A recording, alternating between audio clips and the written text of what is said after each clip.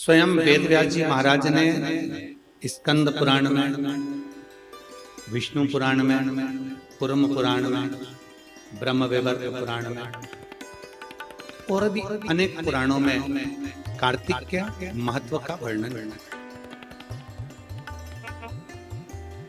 किस कार्तिक की महत्वता क्या है? दामोदर मास की महत्वता क्या है? ऐसा क्या है इस कार्तिक के महीने में, इस दामोदर मास में, जिसके अंतर्गत भगवान शंकर की आराधना करी जाए, कुबेरेश्वर बाबा की आराधना करी जाए, लक्ष्मी की आराधना करी जाए, श्री हरि नारायण की आराधना करी जाए। भगवान नारायण और लक्ष्मी की आराधना कर कर हम सब कुछ प्राप्त कर सकते, क्या नहीं मिल सकता? जरा विचार करिएगा, कार्तिक महत्तम के अंतर्गत कथा आती है। सत्यभामा जी ने भगवान श्री कृष्ण से पूछ लिया कि मेरा पूर्व जन्म कैसा है और मेरा कौन सा पुण्य ऐसा रहा है, मेरे कौन से पुण्य के कारण यह कल्प वृक्ष मुझे प्राप्त था। ये वृक्ष तो किसी को मिल ही नहीं। जो वृक्ष देवताओं के पास में है, जो वृक्ष देवताओं के पास विराजमान है, देवलोक में विराजमान है, वो कल्प वृक्ष मेरे सत्यभामा। जो मृत्यु लोक पर द्वापर में मेरा जन्म हुआ है, मेरे को ये कल्प वृक्ष कैसे, मुझे ये कैसे प्राप्त हो? स्कंद पुराण का कार्तिक महत्तम वर्णन करता है। स्कंद पुराण का कि कार्तिक महत्तम की कथा में सत्यभामा जी भगवान कृष्ण से कहती हैं कि मेरा पुण्य कौन सा है?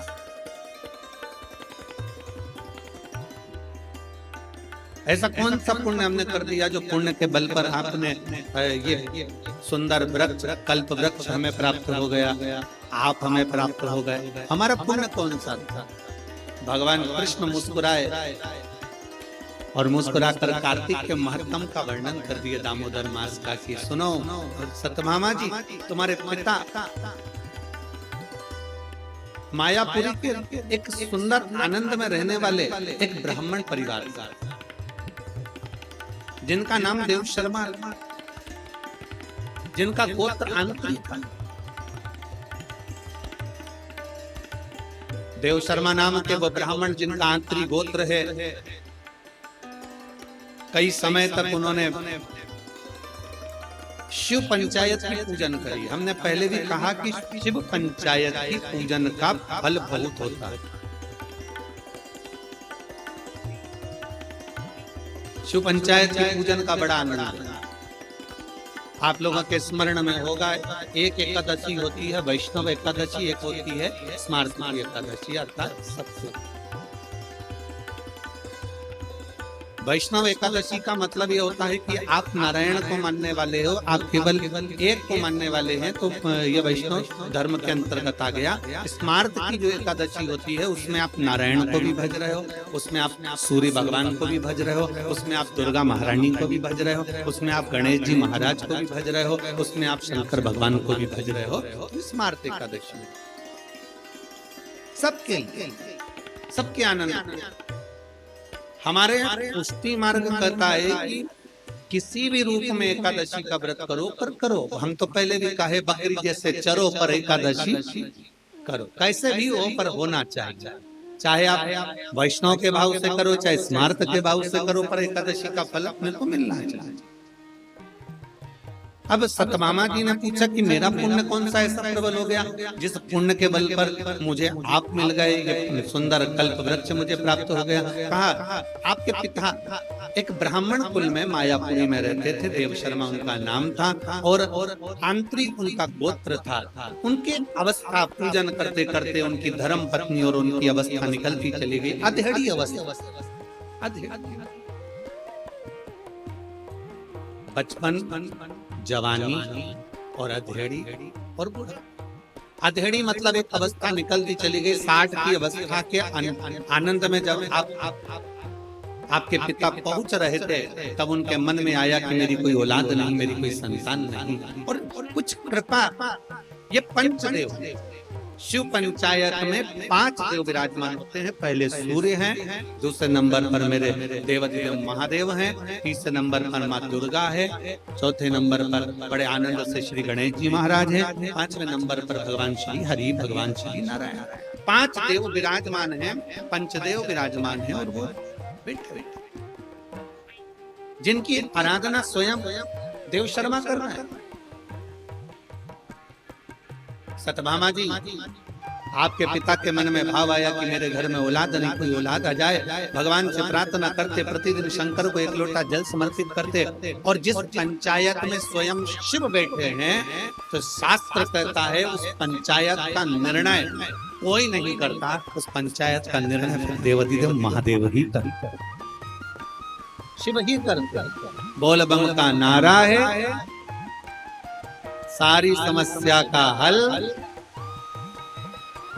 अब उसका निर्णय स्वयं भगवान शंकर करते हैं। इसलिए आप लोगों से कहते हैं कि आपकी पूजन की जगह में शंकर का शिवलिंग होना जरूरी है।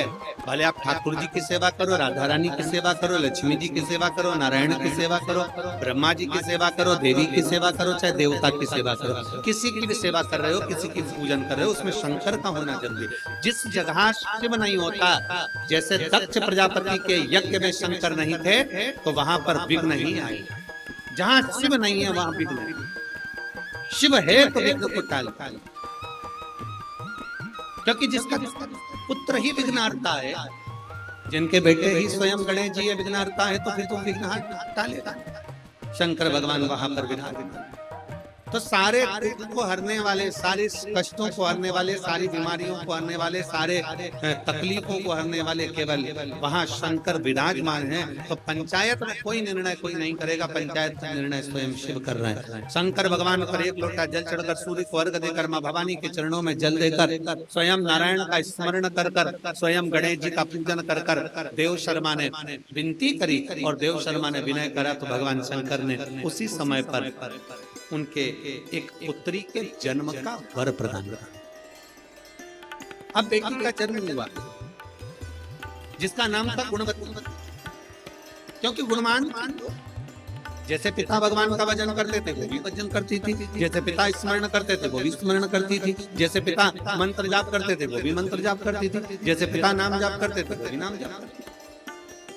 गुणवती भी भगवान की भक्ति में इतना लीन हो गई, इतना लीन हो गई। धीरे धीरे समय निकला, पिता के मन में भाव उत्पन्न हो गया। पिताजी ने विचार करा कि मेरे घर में बेटी का जन्म हो गया, इसकी शादी किससे करें, इसका विवाह किससे करें।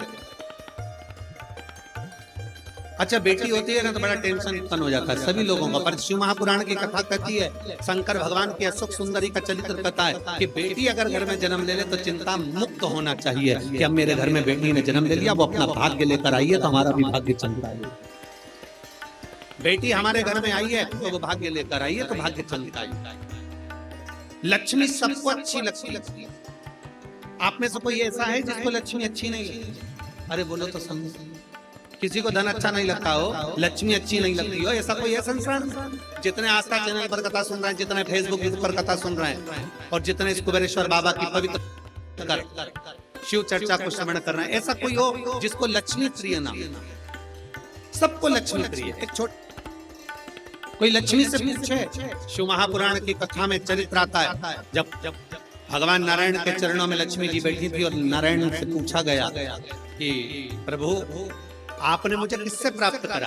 तब भगवान नारायण ने कहा मैंने शिव से प्राप्त करा, क्योंकि तुम्हारी माता ख्याति देवी तुम्हारा विवाह शिव से करना चाहती, पर मैंने भगवान शंकर से कहा कि मैं लक्ष्मी से प्रेम करता हूँ, इसलिए लक्ष्मी मुझे प्यार है। तो तुम्हारी माता हे लक्ष्मी, तुम्हारी माँ ख्याति देवी ने तब तुम्हारा विवाह मेरे साथ करा। तो लक्ष्मी से भगवान नारायण पूछ रहे हैं, नारायण लक्ष्मी से चर्चा कर रहे हैं, बात कर रहे हैं कि तुम सबसे ज्यादा आदर सम्मान सत्कार किसका करती हो? किसके कहने पर तुम किसी के घर पर जाती हो? किसके कहने पर तुम उसके निहाल कर देती हो? किसके कहने पर तुम उसका भंडार भर देती हो? लक्ष्मी को कौन है जिसके कहने पर तुम उसके कहने पर चले जाती हो? लक्ष्मी जी ने कहा अपने स्वामी भगवान नारायण से, केवल एक वो है देवाधिदेव महादेव जो कहते हैं मुझसे, देवाधिदेव नारायण महादेव ने मुझसे कहा है कि जो एक लोटा जल मेरे मंदिर में लेकर आए, क्योंकि लक्ष्मी ने कहा था मैं नारायण के चरणों की दासी हूँ, तो मैं आपकी भी दासी हूँ, आप बताओ मैं कहाँ रहूं। भगवान शंकर ने कहा कहीं नहीं लक्ष्मी, अगर कोई एक लोटा जल लेकर शंकर के मंदिर में आए, जल चढ़ाकर जब वो घर जाए तो उसके लोटे के साथ उसके पीछे पीछे तू भी उसके घर में प्रवेश कर जाना, उसका दुख उसका संकट। सुनो सतभामा जी, आपके पिता देव शर्मा आपको प्राप्त कर कर बड़े खुश थे। सोचा किस बेटी का विवाह करूं, तब उन्हें स्मरण में आया मेरा एक मित्र है पर वो प्राण त्याग कर चले गया है, उसका एक बेटा है जिसका नाम चंद्र, उसका एक बेटा है जिसका नाम चंद्र है, मैं उससे विवाह कर देता हूँ। तुम्हारे पिता देव शर्मा ने तुम्हारा विवाह चंद्र से कर दिया।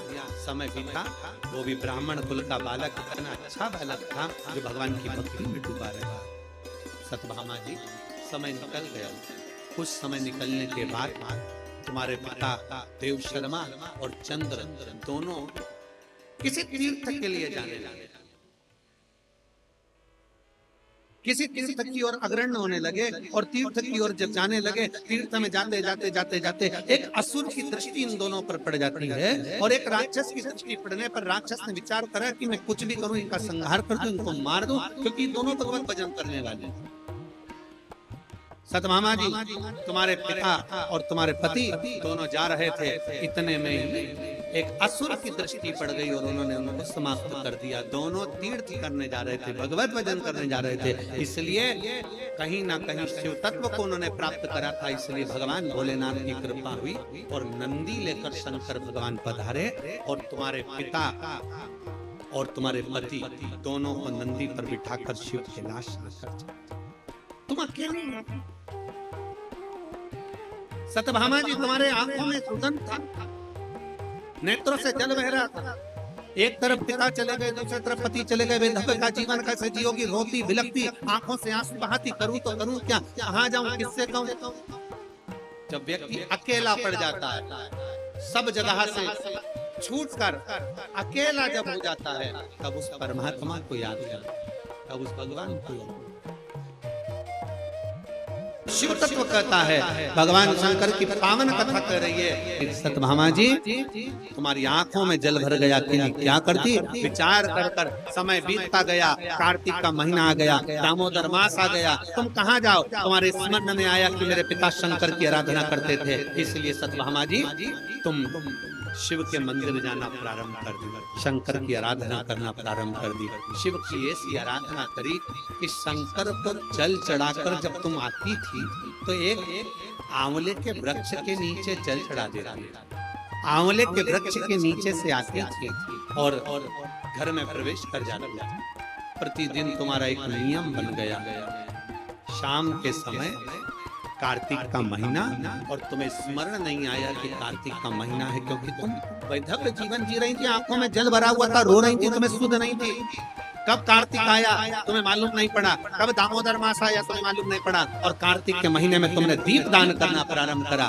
प्रत्येक दिवस तुम शाम के समय पर शिव मंदिर में जाकर बेलपत्र के वृक्ष के नीचे जाकर, तुम प्रत्येक दिवस आंवले के वृक्ष के नीचे जाकर, तुम प्रत्येक दिवस पीपल के वृक्ष के नीचे जाकर एक दीप दान करने लगी। और वो दीप दान का पुण्य फल इतना प्रबल हुआ कि एक दिन चलते चलते तुमको किसी असुर ने फिर देखा और तुम्हारे प्राणों को हर लिया।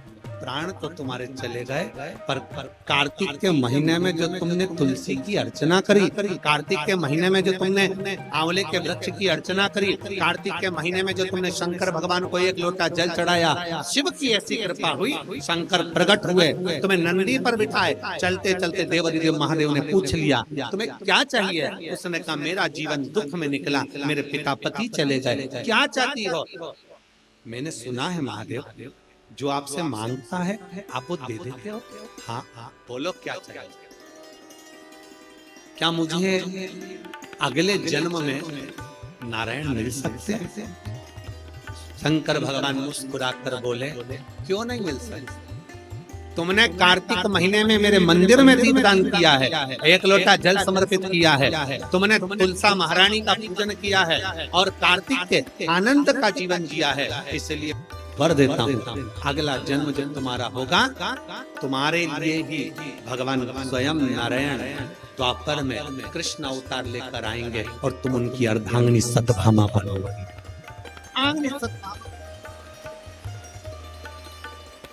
ये पुण्य हमारे जीवन का एक आनंदमय पुण्य है। सत्यभामा जी ने कई बार भगवान कृष्ण से पूछा, ये पुण्य की प्राप्ति, ये सुंदर कल्प वृक्ष की प्राप्ति मुझे कैसे हो गई? तो भगवान ने कहा, तुमने 5 दिवसीय जो कार्तिक महीने का कृष्ण पक्ष का जो आनंद और शुक्ल पक्ष का जो आनंद लिया है, उसका ही फल ये। और उसी कार्तिक के महीने की दीपावली पर्व, लोग कहते हैं दीपावली एक दिन की है। शिव महापुराण की कथा में, स्कंद पुराण के अंतर्गत शास्त्रों में वर्णन आता है कि देव दीपावली में भी पीछे पचवीगन स्नान का फल मिलता है और कार्तिक महीने की इस अमावस्या के अंतर्गत भी 5 दिवसीय दीपावली महापर्व का आनंद मिलता है।